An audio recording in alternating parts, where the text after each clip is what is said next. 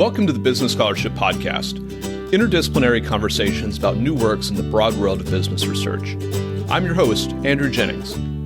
If you like what you hear today, please consider subscribing to the podcast or sharing with others who might like it too. And if you have ideas for future episodes, let me know. My email address is andrew@andrewkjennings.com, and I look forward to hearing from you.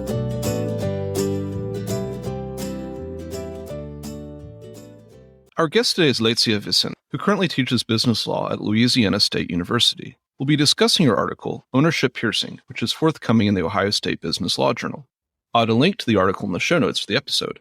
Lécia, welcome to the Business Scholarship Podcast. Thank you for having me.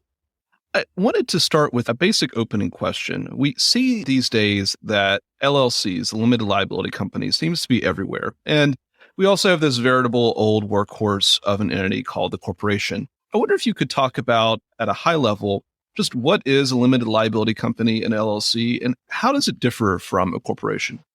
Limited liability companies, or LLCs, are highly contractual units of economic development. Their legal framework is mostly formed by default rules, that is, rules that can be contracted around in the LLC's operating agreement. Therefore, LLCs are very flexible. Also, they are hybrid because they incorporate characteristics of the corporation and the partnership.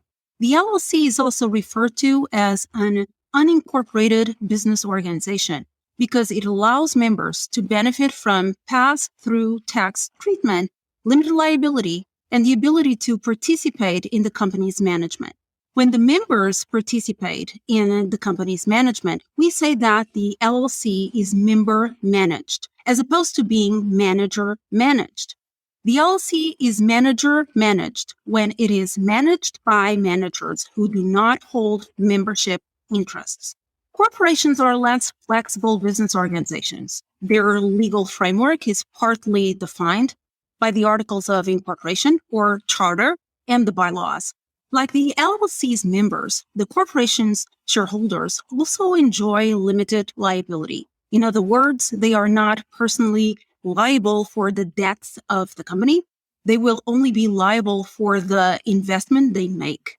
Corporations are subject to double taxation. They are taxed on the profit they make, and then shareholders are taxed on their dividends.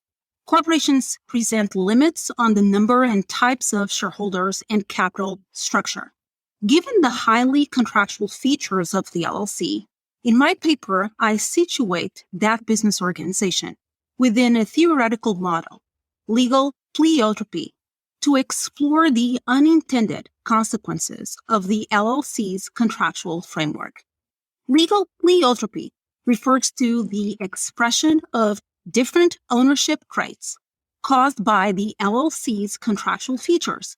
In biology, pleiotropy is a well-established phenomenon of a single gene affecting multiple traits.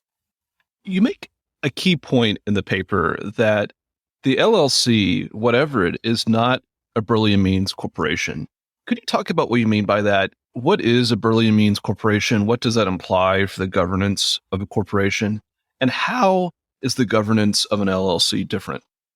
Sure. In 1932, besides pointing out the corporation's increasingly political role, Adolph Burl and Gardner Means introduced us to the idea of separation of ownership and control in the corporation. The notion of separation of ownership and control remains the paradigm of U.S. publicly held corporations today. Burl and Means' findings are now considered intuitive. There are, however, circumstances that are not favorable to the development of a Burl Means corporation. Some of those circumstances involve the LLC. The LLC is not a Burl Means corporation because it challenges the paradigm of separation of ownership and control. Most LLCs show no membership diversification and a lower level of separation of ownership and control.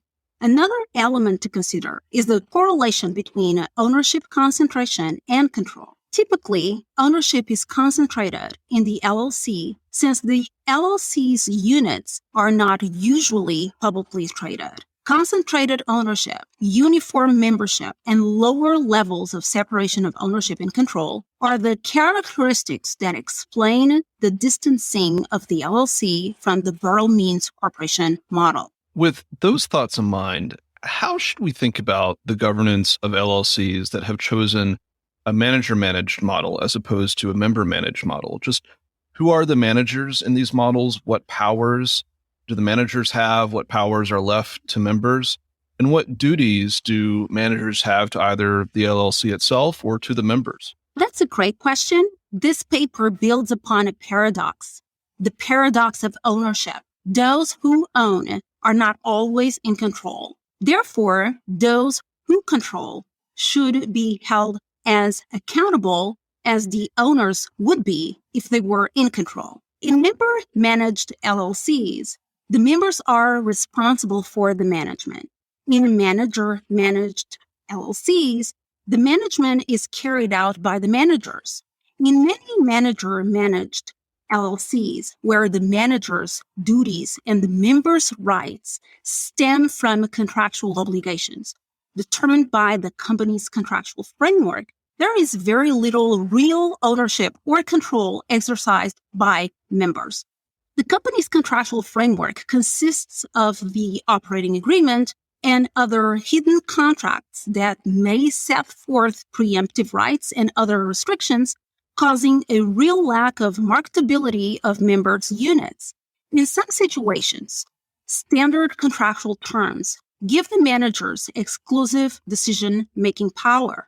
The role of an acting manager who had that type of exclusive power was analyzed by the Delaware Chancery Court in Metro Storage International LLC v. Aaron. And let me tell you a bit more about the facts in Aaron. The defendant served as a manager of the companies. The plaintiffs contended that the defendant breached fiduciary duties and the LLC's operating agreement while serving as a manager because he pursued personal business ventures rather than the company's business. The defendant moved to dismiss the complaint for lack of personal jurisdiction. He claimed that he had not been properly served because he was not the formal manager of the companies. He did not occupy a control or decision-making role, and he acted as the company's agent. As he maintained, a person's actions in their capacity as agents cannot support an acting manager's status. In Aaron, the court considered whether personal jurisdiction should be imposed on an individual who served as a de facto LLC manager, but was not formally designated in the LLC's agreement as such, based on Section 18109A of the Delaware Limited Liability Company Act. The Delaware Court of Chancery explained that under Section 18402 of the Delaware Limited Liability Company Act, an LLC is a member-managed entity by default, unless the LLC's operating agreement sets forth differently. Therefore, by default, an LLC does not have formal managers, since each member will act as a manager. If the operating agreement sets forth that the LLC is manager-managed and will have formal managers, then that fact alone does not prevent the manager-managed company from having acting managers who participate materially in the management. Then the main question of my article is, what does it mean to participate materially in the management of the company? In other words, what criteria satisfy the material participation test set forth by the Delaware Limited Liability Company Act? The Delaware Limited Liability Company Act does not provide a substantial measure for the material participation test. I advocate that ownership piercing should be considered as a methodological strategy that courts may resort to in situations like Aaron.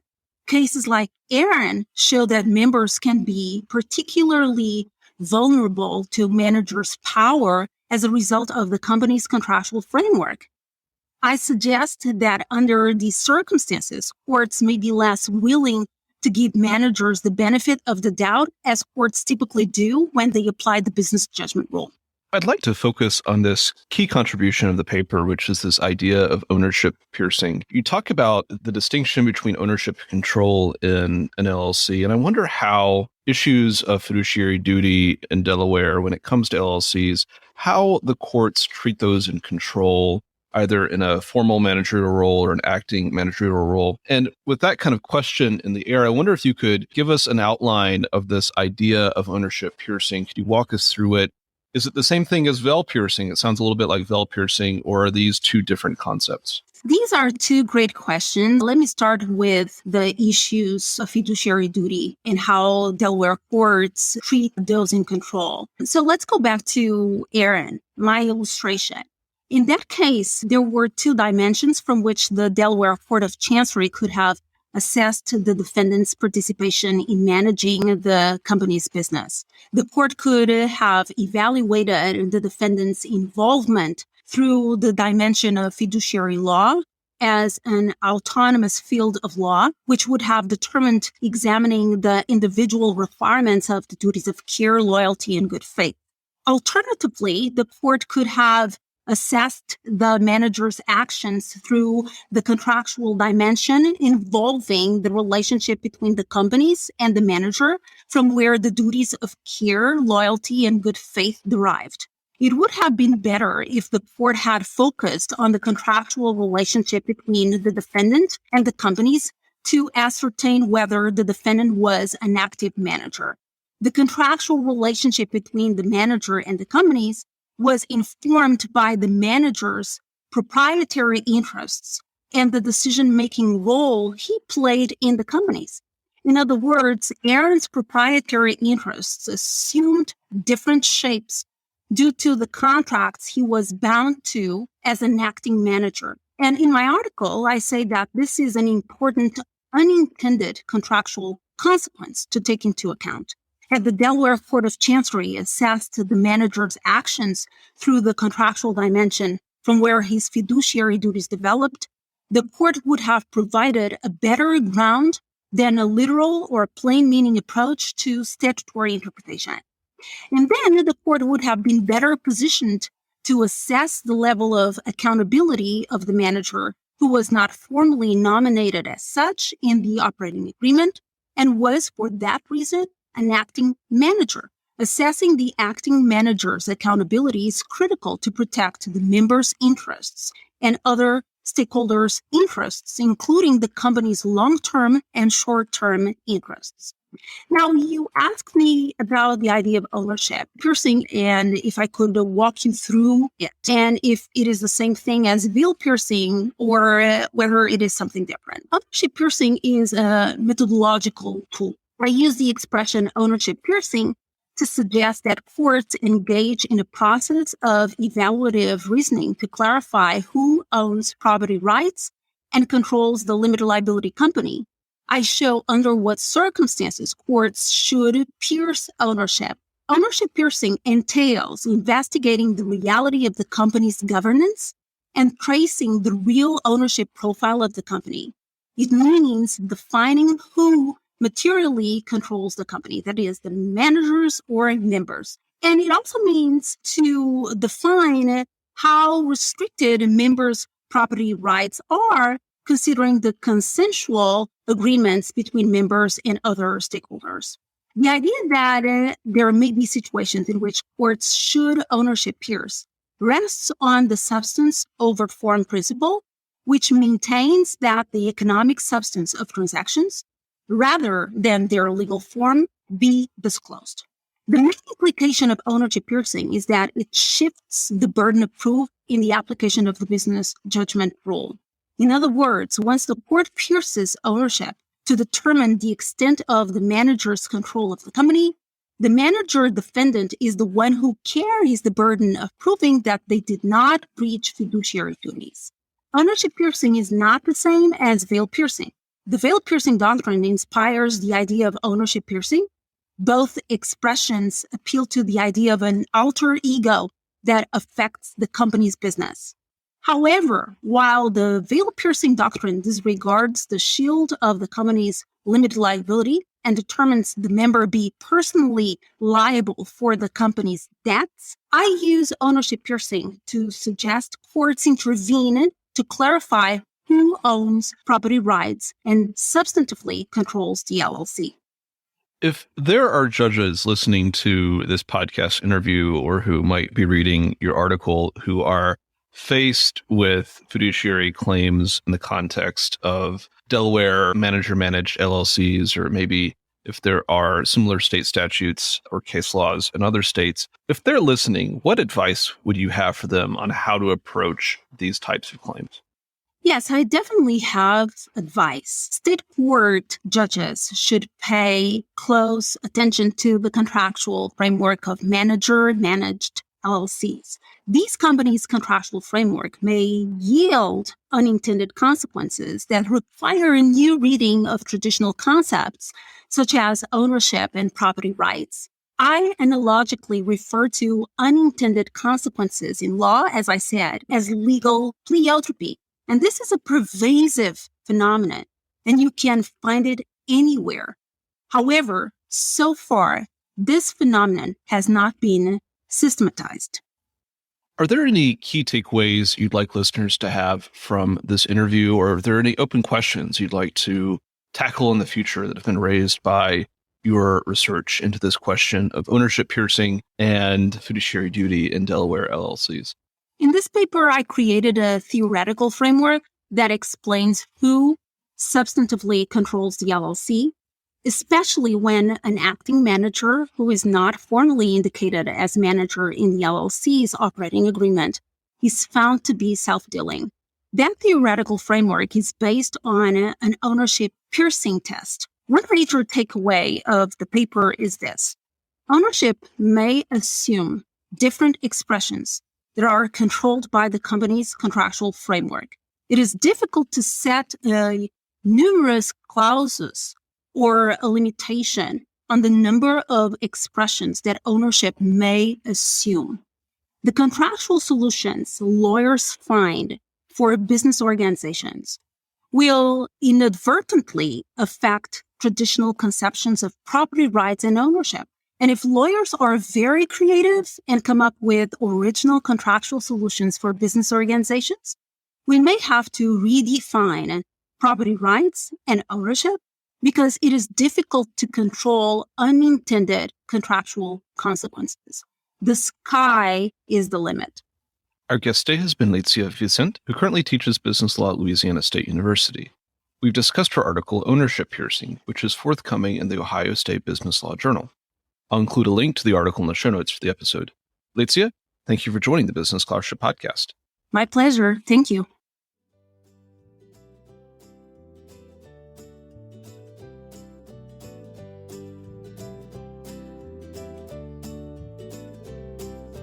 Thank you for listening to another episode of the Business Scholarship Podcast. If you like what you heard, please consider subscribing to the podcast or leaving a rating on your favorite podcast app, or let other people know about it too. If you have suggestions for future episodes, please let me know. My email address is andrew@andrewkjennings.com, and I look forward to hearing from you. Until the next time, I'm your host, Andrew Jennings.